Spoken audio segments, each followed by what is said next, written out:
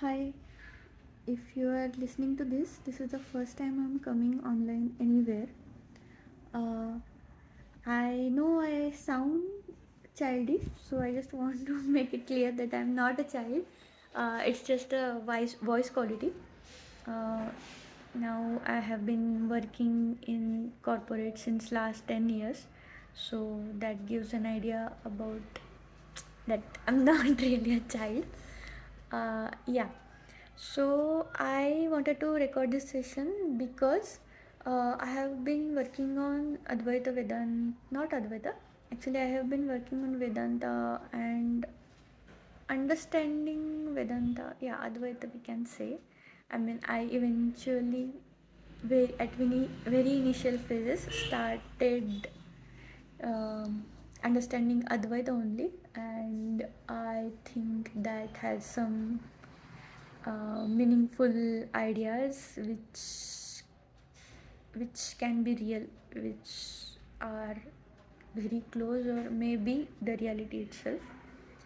So I am still interested in Advaita, and I have to some extent explored bhakti also in recent times, but Advaita doesn't go away. Yeah, Advaita will never.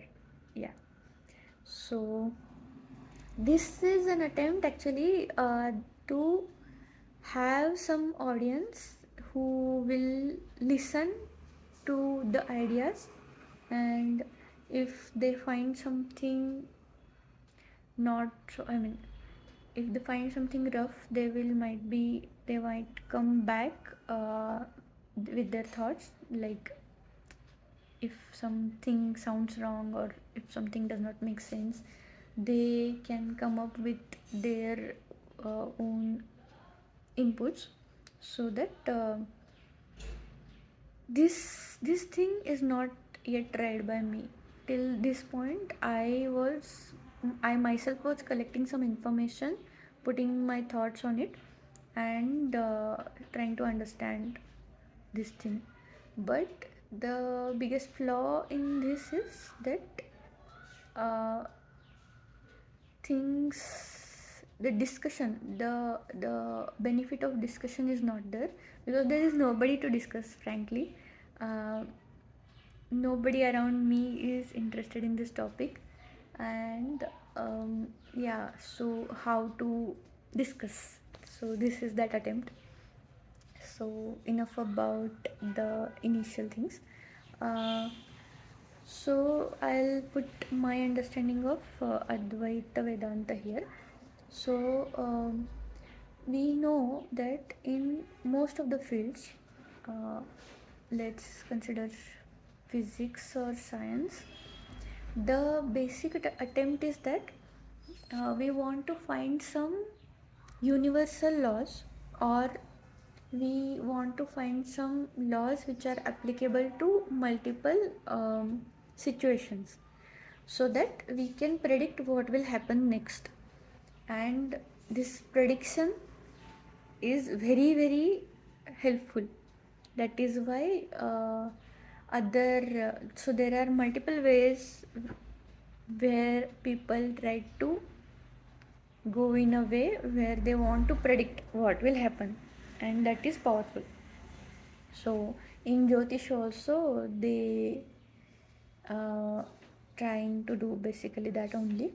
And in physics also, like if a ball is lying over here, so Newtonian laws will say that unless and until you push the ball will not go to that location. And this is applicable no matter whether I'm sitting here, whether I'm sitting US, or whether I'm sitting in UK, or whether I'm sitting on top of mountain, whether I'm sitting near a river. Not Nothing else will matter. This law is universal. So that is the idea basically. And then this becomes a powerful tool. Then uh, you can design a system where something pushes the ball goes there, and then with that ball something happens, and basically that has an application. Whatever remains true at most of the in most of the situations have application. So that so this is the actually this is what I think Vedantins also tried at one point in history, and they wanted to because of that they wanted to go towards some idea which is applicable everywhere every time, um, irrespective of desha kala paristhiti, it should be true.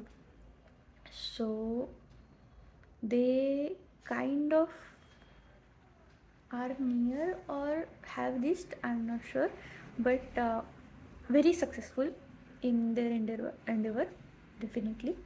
So their idea is Satchitananda Brahman, Aham Brahmasmi. So this idea is basically Sat is existence. Nobody has any different opinion about it. Most of the people and all the people actually agree that Sat is existence. Everything exists. So that is universal truth, that Sat is existence. Actually, Brahman is what exists. So that is, yeah, uh, we can go beyond Sat. Chit, actually, in modern times, Chit, for that English word they're using as consciousness. I don't agree with that. Consciousness is like there are people who are trying to find meaning of consciousness also. This is very hard to understand term anyway at this moment also. So the problem is why to use something which is not yet fully understood. That is also there. And chit, I think chit is actually we know word chitta, right? Chitta is accumulation of wood, pile of wood. Chitta we know, like this person is prasanna chitta, we say, right? So this person's accumulation of memories and happenings is prasanna. Like when that person is prasanna chitta, like today you are prasanna chitta, means what? That maybe today or in recent times some things happened with that person, which are making that person happy. That is the meaning. So all in all, chit is more of a accumulation or elevated expression, something which tend to grow with time or tend to grow basically. So that is my idea of chit actually. And Ananda, so see, A is generally used when we are trying to say from or to. Asetu Himachal is from Ramasetu till Himachal. So A is generally used as from. And Na, Nand or Na, Navin, Nutana, Naya. Even if we see the meaning of Akshara in Sanskrit dictionary, it is quite related to something which is very new or something which is not there kind of thing. So na and the is mostly used in dukha, dura, dana. The is mostly used like destroying or giving away. So and that is in Sanskrit dictionary also. So if we search in Sanskrit dictionary meaning of akshara, meaning of the akshara, then it is like that only, like destroying or giving away. So Ananda is from destroying into or from giving away in some new multiple new things or small new things. And so if we apply this meaning, that is true for most of the things from which we get ananda, from eating food, from exercising, from maithuna or sexual activities. Yeah, so pretty much from listening to, okay, pretty much primordial things we can consider, which are primarily considered as giving ananda, are coming with this situation that we destroy something in some new things and that gives you ananda.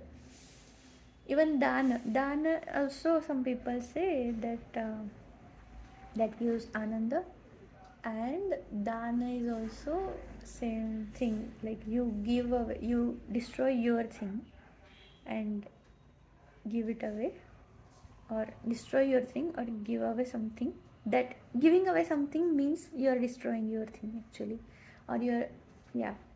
So from that some new things happen, then some new relations come up, or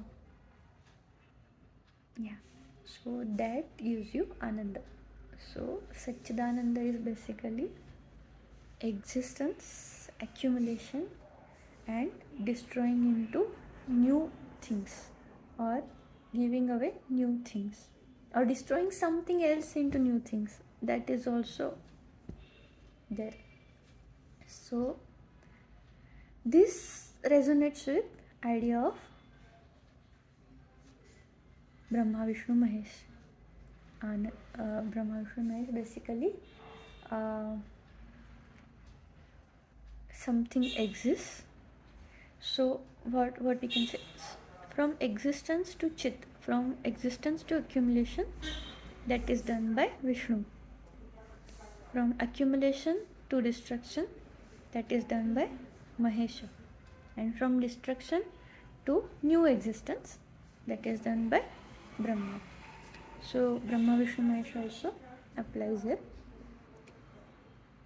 And also applies here. So if you search, or if you see the general use of these terms, is something which is just there, like which exists, but it is not enormous, it is just existing, which can actually, it is very sparing, it is to such an extent that it can be considered as abhava also, very private, very minute, but it is there. U is generally used for calling or higher, like what I can say, to so up you can use dukkha. Dukkha is more destruction causes dukkha, that everyone will agree, more destruction causes dukkha.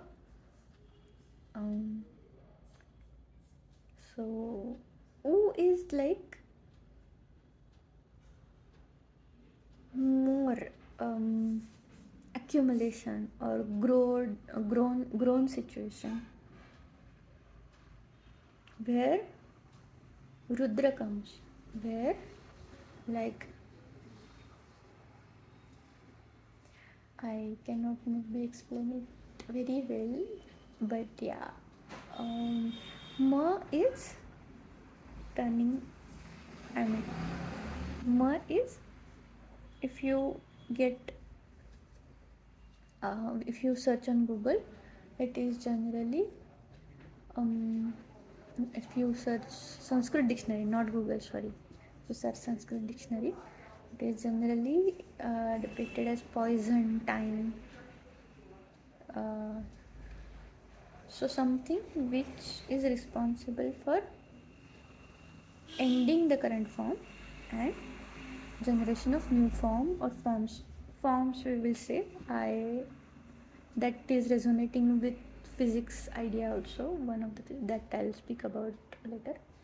But yeah, so there we can find commonality between Satchitananda, Om, and Brahma, Vishnu, Mahesh. Everything is the truth. Everything is Brahman, we can say. I think we can say. Om is the truth. Om is existence. Om is what exists. Om is what is. Similarly, Satchitananda Brahman. Satchitananda is whatever you can speak about. Bra dhatu is basically about speaking.